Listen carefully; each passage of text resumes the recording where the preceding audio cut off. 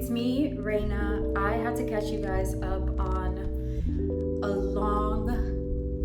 months-long saga of me trying to buy a house.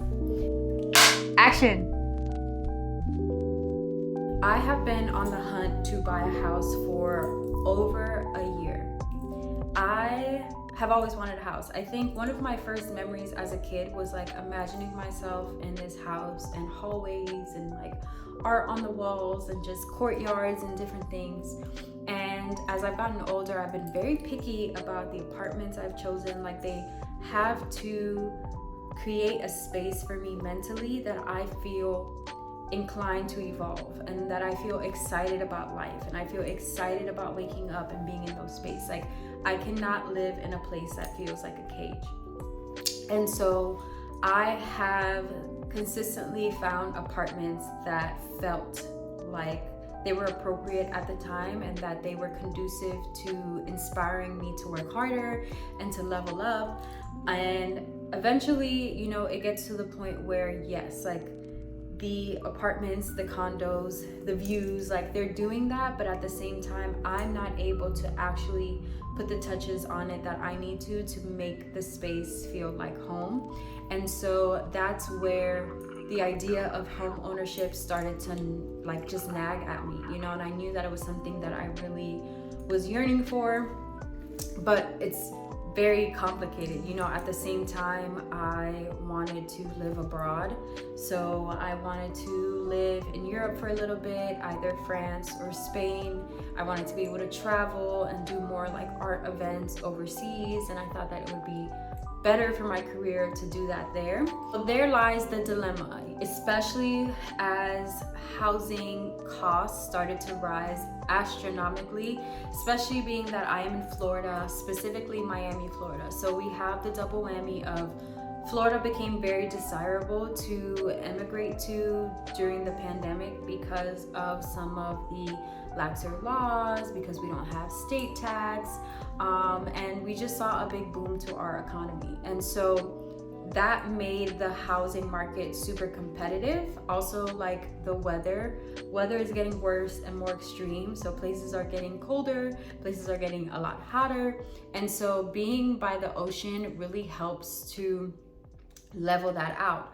But on the flip side, weather is changing. And so we've always had hurricanes, but we're also seeing more frequent tropical depressions. We're seeing more frequent activity out there in the oceans during hurricane season. And so home insurance and all of those things are also sky high. So it was a very confusing and hard time to be searching for a house. And so I had a rather big decision to make. So as an artist, I craved a space I could call my own. I craved having a larger canvas. I craved being able to choose tiles and wall colors and flooring and kind of like even try to reimagine my artwork as furniture, reimagine my artwork as wallpaper, as tiles, whatever may come up. So that was something that was like gnawing inside of me. Number two, like I said, I was thinking about living overseas. But at the same time, I have a lot of stuff. I have a lot of art supplies. Any given moment, I have tons of canvas on me, tons of drawing materials and pads and things that are important and necessary to me as an artist, to me feeling whole and, just like being able to function as an artist and continue working, because we live in the real world and I can't just go backpack. Someone has to pay the bills. So that made it kind of confusing. And so I started thinking that, if I had a place that was mine consistently, then I could travel more and I could spend more time away, whether it was because I was renting out my home or whatever the case, but I wouldn't have to be thinking every 12 to 24 months that like I have to move again. So I need to house hunt, I need to pack, I need to unpack, I need to do paperwork, I need to do all of these things that have been happening for the past few years like clockwork. Every 12, I think I've only had I've had one apartment for 2 years, and I've had one apartment for like 18-ish months. That was something that made me kind of like question, should I stay? Should I go? Should I not be so attached to my things? I've also very recently started collecting art and books. Books are major, like clothes, art supplies, books, art that I'm collecting that I didn't create, like those. There's probably more, and the list started getting so long that I was like, let me stop kidding myself. Like, I don't want to throw these things that are precious to me in a storage unit and forget about them because I have no access to it. And renting storage is also expensive. Like, I just got an email that they're raising my storage unit by $150. So when I first got the unit in March, which is not that long ago, so when I first got the unit in March, it was like $326. They have raised it to $528. So yeah, that's a lot of money in 1 month. Like, I've had other storage units where gradually they'll raise it $30, they'll raise it $50, $20 here. But they just did this jump, and I'm trying to understand like how they can think that that's okay, that like someone that may have had it in their expenses to budget $300 more or less can now budget almost $550. Like, make it make sense. Obviously not ideal. And on the same note of like the process of having to pack and move constantly, as a self-employed entrepreneur, I need some sense of stability. I need a routine. I need privacy, like having to change business addresses every 6 months, losing track of paperwork, losing track of like W-9s and all of those tax paperwork that companies send you at the end of the year. Like, that forwarding my address, it was becoming too much. But at the same time, I'm hunting for this house. I believe heavily in, if you picture something, it's not a dream, it's not crazy, it's what's meant for you. And so what I desired was a 1920s Spanish style home that had enough charm and character, but space for me to improve it and bring my artistic vision into it. I also craved a lot size above 7,500 square feet because I wanted to be able to build an art studio in the back and still have space, and obviously have space for Pepper to run around and things like that. And more, that was beginning to look impossible. I had already had it in my mind that my dream home was going to be around 1.2 million. This was based on what I was seeing. Actually, not really, like 900,000. Like, I didn't think that my first house would be my dream house, but from what I was saving on Zillow, pre-pandemic, between 900,000 and 1.2 million, I could have gotten my dream 1920s Spanish style fixer-upper home in Coral Gables, Miami Shores, or one of the really nice, lush neighborhoods in Miami. As the pandemic started to kick off and housing prices started to fluctuate, that number went from about like 900 to 1.2 to about 1.8. So at that point, I also began to like question myself, like, is that attainable? Is that feasible? Do I make enough money for that? Of course, I didn't know anything about the time about pre-approvals and all of that. So I kind of like started to take it a little more seriously. I started after like probably like around 2021, I started to go to open houses. Around 2022, I had a realtor that was like showing me places every now and then. And when he told me that, you know, for the house that I wanted, like if the house was about $1 million, like the down payment was gonna be over like 150,000. And I was like, okay, so I am not there, so I need to save.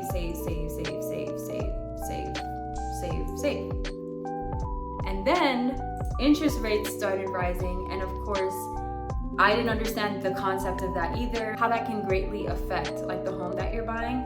But essentially, first of all, my dream homes were no longer 1.8. My dream homes right now are about 3 million. So it took that away, first of all. But second of all, whereas I could have qualified maybe for a house in the low millions, like 1.1 million to 1.2, 1.3, whatever, when the interest rate started fluctuating, that number started to go down. So it started to go down to 1 million, it started to go down to 900,000, 800,000. where I hit a max at my time of seriously house shopping in November of $720,000. That was my max. So my max went from 1.2 to 700,000. And so I had to make peace with the fact that I wasn't going to get my dream home this first round unless somebody somewhere commissioned me to do something crazy, like someone brought me on for $1 million project. Like, it just wasn't gonna happen.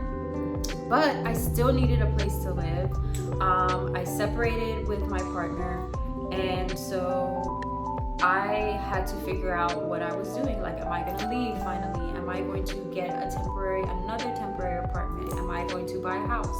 And so I seriously considered all of those options. I seriously pursued all of those options. I frustrated myself and my friends to the point where I'm sure everyone just wanted to tell me to shut up, let go, let God. So I got to the point where I had seen so many houses, I had put in so many offers that I was sick of it. I was done trying to make Miami work.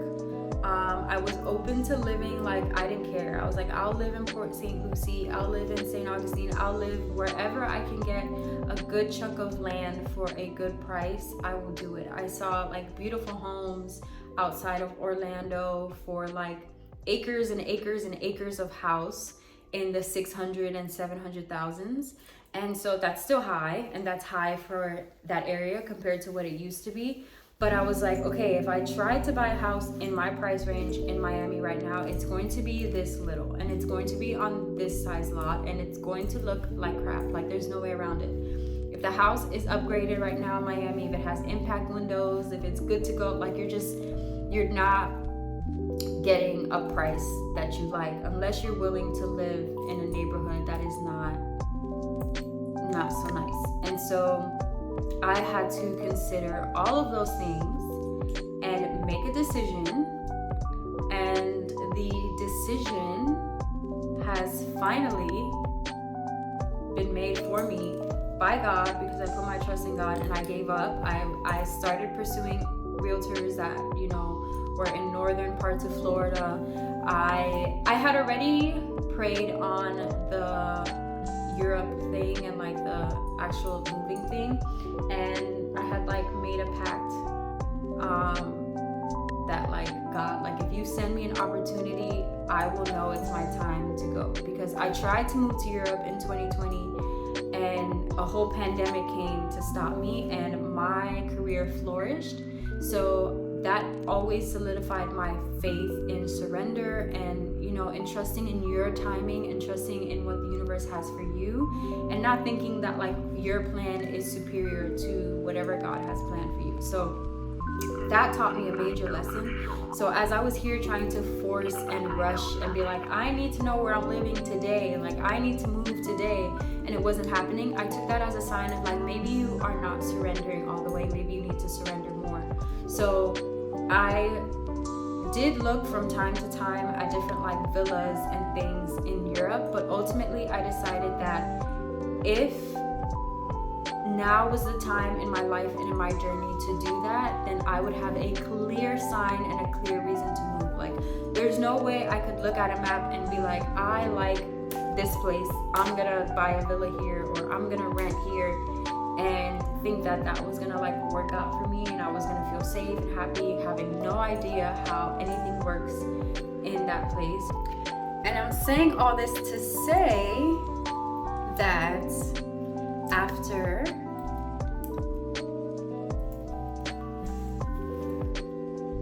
seven months, one breakup, 5 offers, a lot of money later, I finally closed on my first house.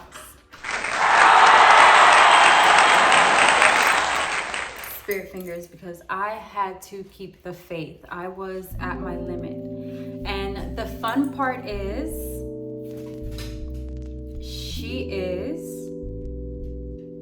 well, I'll let you guys wait for that one. I'll do the big reveal next. I've already talked enough. So next video, take you guys with me. I'll show you the house and I'll tell you guys how it happened, how I picked it. And yeah, because there's definitely a story there of trusting the process, manifesting what you want, because I definitely manifested that house. And yeah, there is a lot more to tell you as far as details. And I don't want to give it all away at once. Like, this is going to be a series, so I want to make sure that you guys are coming with me, because this was a long process.